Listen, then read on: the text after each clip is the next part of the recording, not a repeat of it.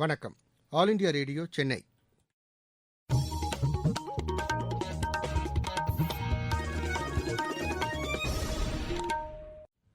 மாநிலச் செய்திகள் வாசிப்பவர் ரெங்கநாதன்.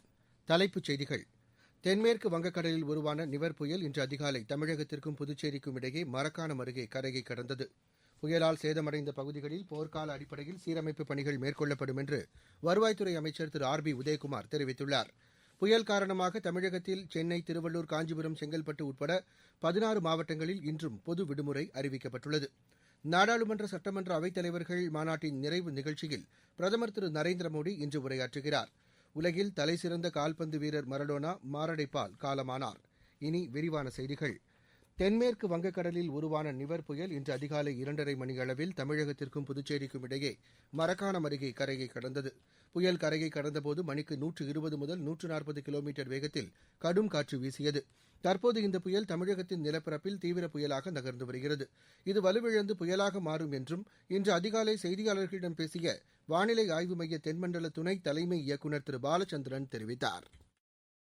நிவர் நேற்று இரவு 11:30 மணிக்கும் இன்று அதிகாலை 2:30 மணிக்கும் இடைப்பட்ட காலத்தில் கரையை கடந்தது. தற்பொழுது அது தீவிர புயலாக நிலப்பகுதியில் இருக்கிறது, வலு இழந்திருக்கிறது. தொடர்ந்து இது அடுத்து வரும் 6 மணி நேரத்தில் வடக்கு மற்றும் வடமேற்கு திசையில் நகர்ந்து புயலாக வலு இழக்கக்கூடும்.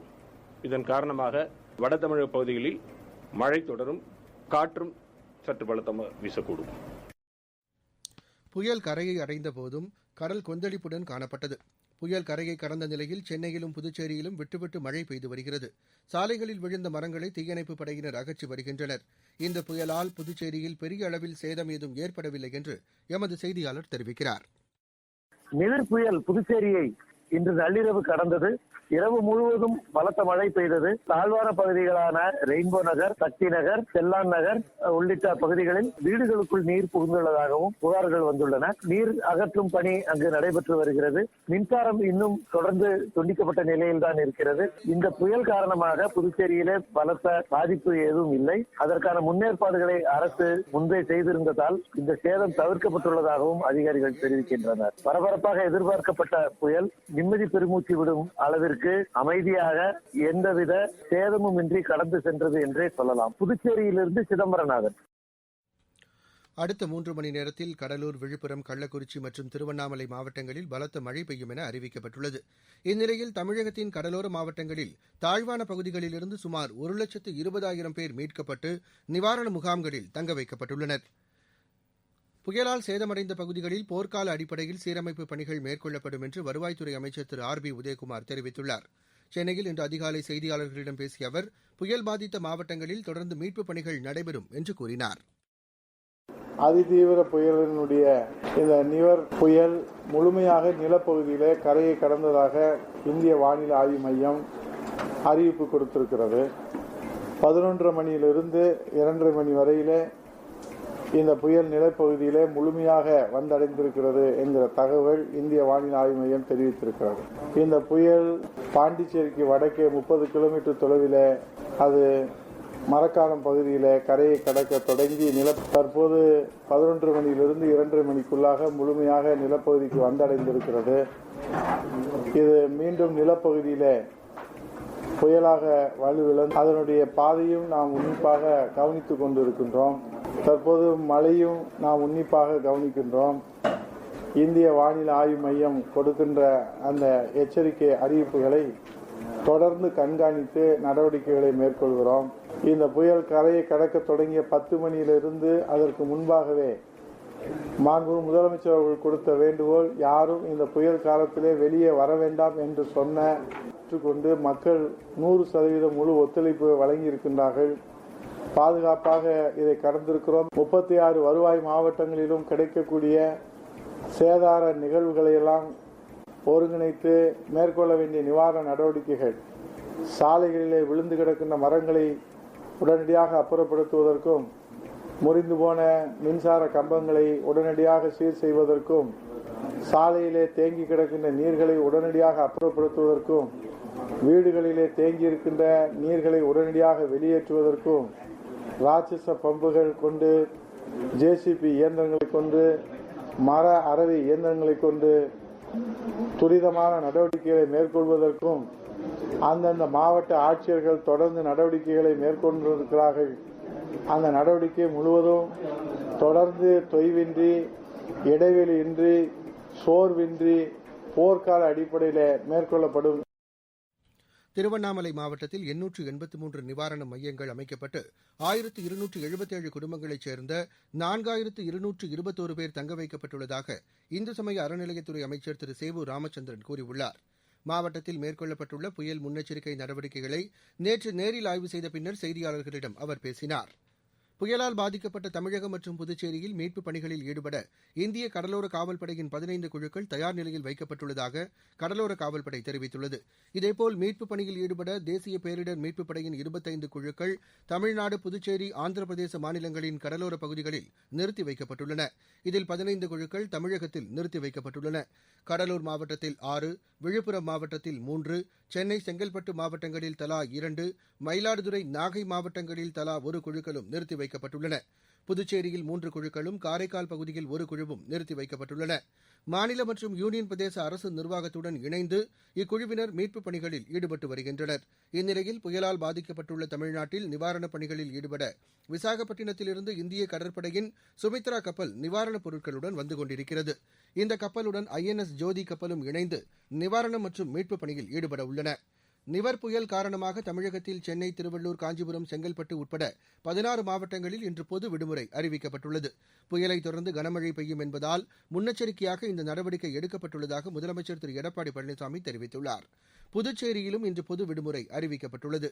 இந்நிலையில் நிவர் புயல் காரணமாக திருவனந்தபுரம், சென்னை சென்ட்ரல் இடையிலான சிறப்பு ரயிலும், ஆலப்புழா, சென்னை சென்ட்ரல் இடையிலான சிறப்பு ரயிலும் இன்று ரத்து செய்யப்பட்டுள்ளதாக தெற்கு ரயில்வே அறிவித்துள்ளது. சென்னையை அடுத்த செம்பரம்பாக்கம் ஏரியிலிருந்து திறந்துவிடப்படும் தண்ணீரின் அளவு 5000 கன அடியாக குறைக்கப்பட்டுள்ளது.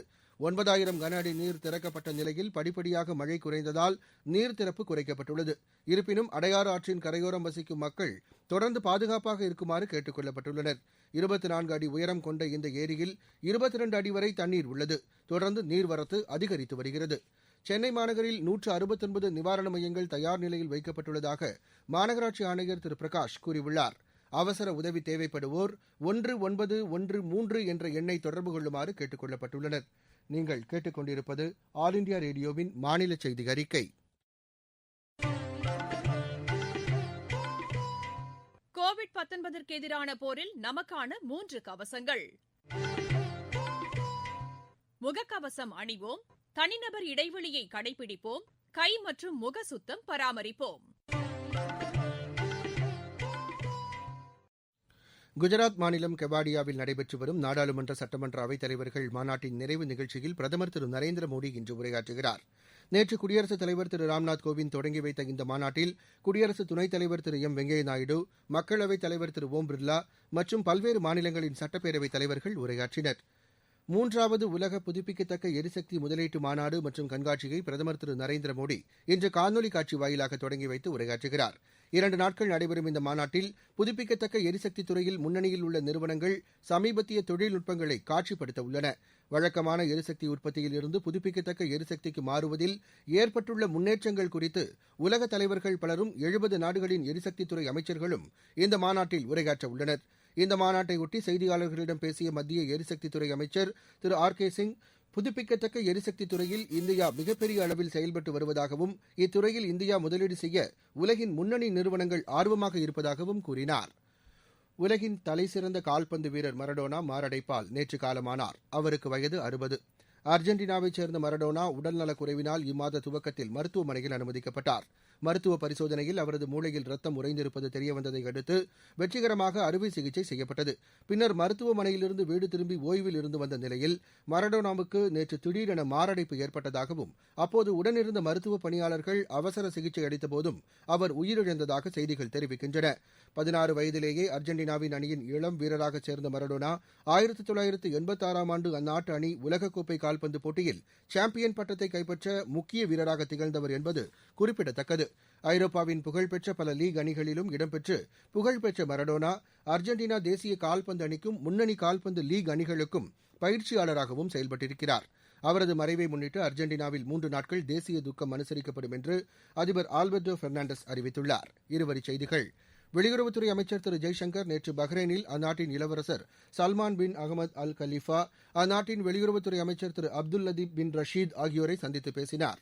நியூசிலாந்து நாடாளுமன்றத்திற்கு தேர்ந்தெடுக்கப்பட்டுள்ள இந்திய வம்சாவளியைச் சேர்ந்த கௌரவ் சர்மா சமஸ்கிருத மொழியில் நாடாளுமன்ற உறுப்பினராக பதவியேற்றுக் கொண்டார். இந்திய கடற்பகுதியில் பாதுகாப்பை உறுதிப்படுத்துவதில் இந்தியா முக்கிய பங்கு வகிப்பதாக வெளியுறவுத்துறை இணையமைச்சர் திரு முரளிதரன் கூறியுள்ளார். தமிழகத்தில் நேற்று புதிதாக 1536 பேருக்கு கோவிட்-19 தொற்று உறுதி செய்யப்பட்டதாக மக்கள் நல்வாழ்வுத்துறை தெரிவித்துள்ளது. சென்னையில் நாளை நடைபெற இருந்த தமிழ்நாடு அரசு பணியாளர் தேர்வாணையம் குரூப் 2 நேர்முகத் தேர்வு புயல் காரணமாக ஒத்திவைக்கப்பட்டுள்ளது. விளையாட்டுச் செய்திகள். கோவாவில் நடைபெறும் ISL கால்பந்து போட்டியில் நேற்று நடைபெற்ற ஆட்டத்தில் மும்பை அணி 1-0 என்ற கோல் கணக்கில் கோவா அணியை வென்றது. இன்றிரவு 7:30 மணிக்கு நடைபெறும் போட்டியில் கேரளா அணி வடகிழக்கு அணியை எதிர்கொள்கிறது. கட்டுடல் இந்தியா பள்ளிகள் வாரம் என்ற திட்டத்தின் 2வது கட்டத்தை மத்திய விளையாட்டுத்துறை அமைச்சர் திரு கிரண் ரிஜிஜூ புதுதில்லியில் நேற்று தொடங்கி வைத்தார்.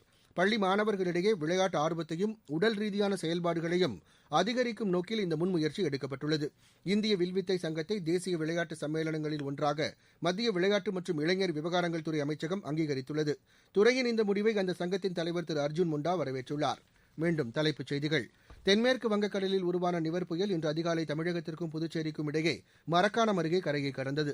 புயலால் சேதமடைந்த பகுதிகளில் போர்க்கால அடிப்படையில் சீரமைப்பு பணிகள் மேற்கொள்ளப்படும் என்று வருவாய்த்துறை அமைச்சர் திரு RB உதயகுமார் தெரிவித்துள்ளார். புயல் காரணமாக தமிழகத்தில் சென்னை, திருவள்ளூர், காஞ்சிபுரம், செங்கல்பட்டு உட்பட 16 மாவட்டங்களில் இன்றும் பொது விடுமுறை அறிவிக்கப்பட்டுள்ளது. நாடாளுமன்ற சட்டமன்ற அவைத் தலைவர்கள் மாநாட்டின் நிறைவு நிகழ்ச்சியில் பிரதமர் திரு நரேந்திர மோடி இன்று உரையாற்றுகிறார். உலகின் தலைசிறந்த கால்பந்து வீரர் மரடோனா மாரடைப்பால் காலமானார். இத்துடன் இந்த செய்தி அறிக்கை நிறைவடைந்தது.